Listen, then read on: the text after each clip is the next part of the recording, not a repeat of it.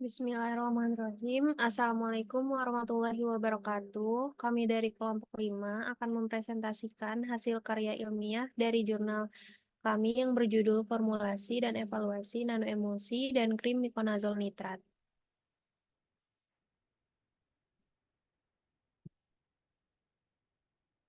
Sebelumnya, perkenalkan anggota kelompok kami, ada Kansa Putri Amaturofi, Nurul Azmi Fatarani, Diana Arif Rahman, saya sendiri, Anissa Dwi Cinta, dan Ira Kartika.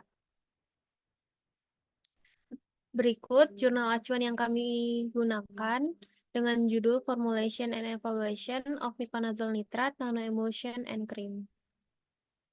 Yang pertama ada teori dasar, nanoemulsi merupakan sistem penghantaran obat yang terdiri dari fase air dan fase minyak yang distabilkan oleh kombinasi surfaktan dan kosurfaktan.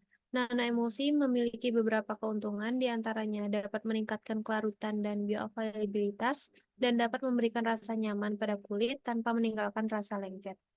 Nanoemulsi dapat mengoptimalkan dispersi bahan aktif, khususnya ke lapisan kulit, serta melindungi dari degradasi lingkungan. Keuntungan lain dari nanoemulsi adalah memberikan stabilitas terhadap sedimentasi, creaming, flockulasi, dan coalescence. Stabilitas sediaan nanoemulsi dapat dilihat dari sediaan dengan mempertahankan sifat fisiknya selama penyimpanan, dan secara umum stabilitas sediaan nanoemulsi dengan menggunakan VCO atau fase minyak baik.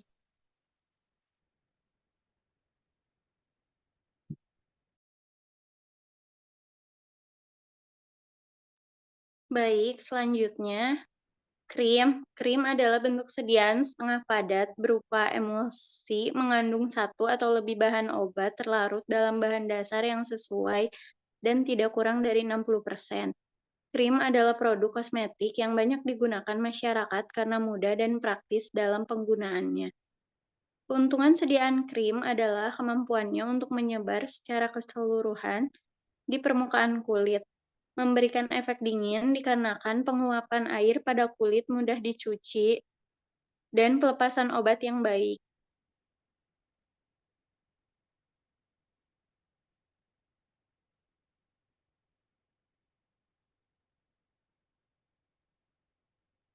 Selanjutnya, deskripsi zat aktif, yaitu miconazole nitrat.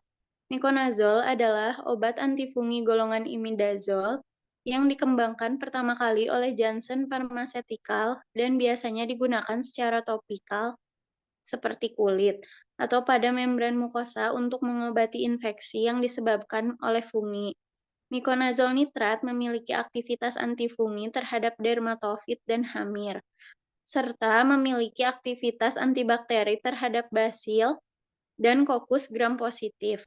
Miconazole nitrat diindikasikan untuk infeksi kulit yang disebabkan oleh dermatofit atau kamir dan fungi lainnya, seperti pityriasis versicolor atau panu, tinea corporis atau kurap di leher atau badan, tinea cruris, kurap di selangkangan, dan tinea pedis, yaitu kutu air di telapak kaki atau athlete's foot.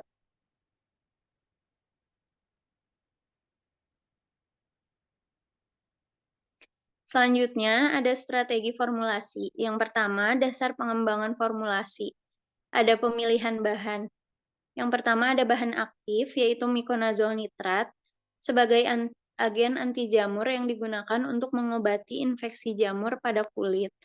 Ada eksipien, yaitu yang pertama minyak, sebagai fase minyak dalam nanoemulsi. Ada surfaktan dan kosurfaktan untuk menurunkan tegangan permukaan dan menstabilkan emulsi. Ada air sebagai fase air dalam nanoemulsi. Ada pengental atau thickening agent untuk krim seperti karbomer atau cetostearyl alkohol. Dan ada pengawet untuk mencegah pertumbuhan mikroorganisme.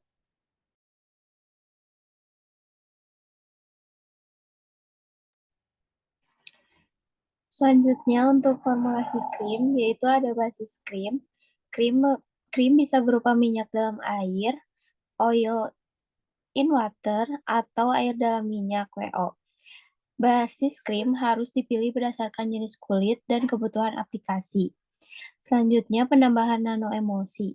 Nanoemulsi yang mengandung miconazole nitrat dicampurkan ke dalam basis krim dengan pencampuran yang baik untuk memastikan distribusi yang homogen. Dan terakhir untuk formulasi akhir krim, yaitu zat aktifnya berupa mikonazol nitrat, fase minyaknya berupa vaselin, asam stearat, setil alkohol, dan fase airnya yaitu aquades, propilen glikol, dan TAA.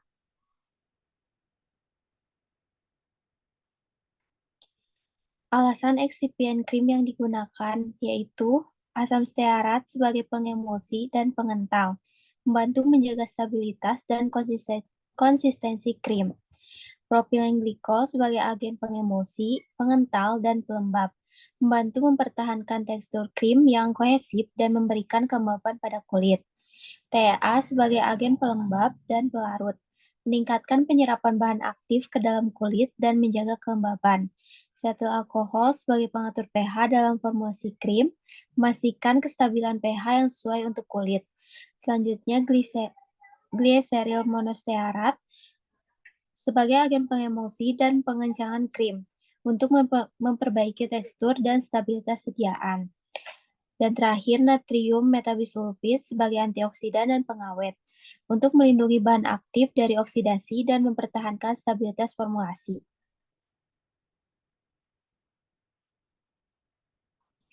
Metode pembuatan sediaan nanoemulsi, yaitu bahan fasa minyak, asam oleat ditambahkan mikonazol nitrat diaduk dengan pengaduk magnet hingga homogen.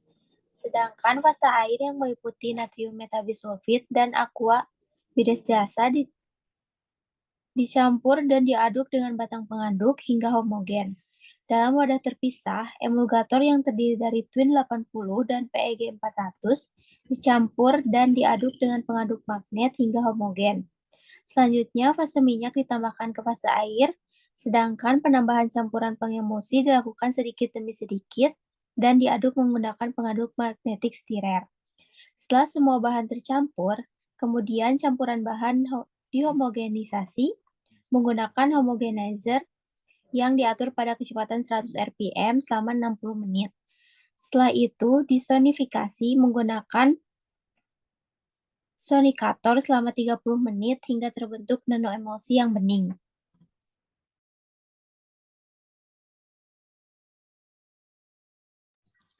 Baik, selanjutnya metode pembuatan krim. Suatu bahan yang diperlukan ditimbang ditimbang bahan dipisahkan menjadi dua kelompok, yaitu fase minyak dan fase air. Fase minyak terdiri dari petroleum jelly, asam stearat, dan setil alkohol yang dilebur dalam penagas air dengan suhu 70-75 derajat Celcius. Setelah lelehan sempurna, ditambahkan mikonazol nitrat ke dalam wadah terpisah. Fase air yang terdiri dari aquades, propilen glikol, dan TEA dilarutkan dalam air panas pada fase kontinu. Air dalam lelehan panas kemudian ditambahkan perlahan ke fase minyak sambil diaduk terus-menerus pada suhu kurang lebih 70 derajat Celcius hingga diperoleh massa kering.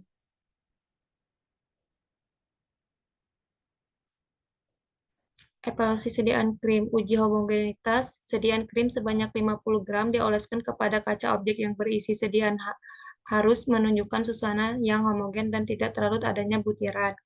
Uji organoleptis. Prosedur kerja uji ini dengan cara diamati tampilan fisik dari sediaan krim meliputi warna, tekstur, dan bau. Uji pH. Uji pH bertujuan untuk mengetahui keamanan suatu sediaan topikal yang idealnya memiliki nilai pH yang sama dengan pH kulit agar tidak terjadi iritasi.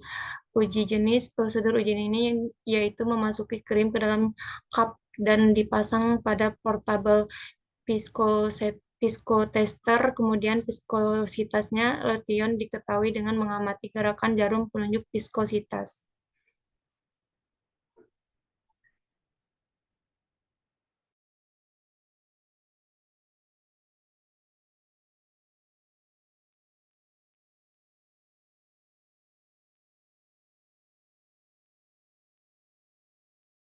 Selanjutnya, hasil evaluasi sediaan krim, uji homogenitasnya yaitu berdasarkan homogenitas pengamatan formula, krim tidak ditemukan adanya butiran kasar pada kaca objek sehingga dapat disimpulkan bahwa formula ini homogen. Uji organoleptik, sediaan krim dibuat berwarna putih, tidak berbau, pemisahan fasa terjadi. Semua formula tidak mempunyai perbedaan yang nyata selama penyimpanan. Uji pH, berdasarkan pengukuran pH selama 8 minggu, Seluruh formulasi nanoemulsi dan krim mikonazol nitrat diubah. Namun, perubahan pH tersebut tidak berubah secara signifikan dan masih dalam kisaran pH kulit. Uji jenis emulsi, keempat formula mempunyai tipe emulsi minyak dalam air.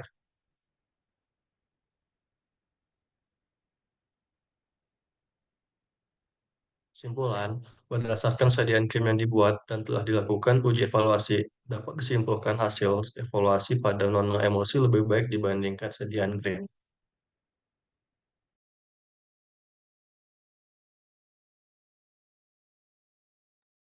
Berikut referensi yang kami gunakan. Sekian presentasi dari kelompok kami. Kurang lebihnya mohon maaf. Wassalamualaikum warahmatullahi wabarakatuh.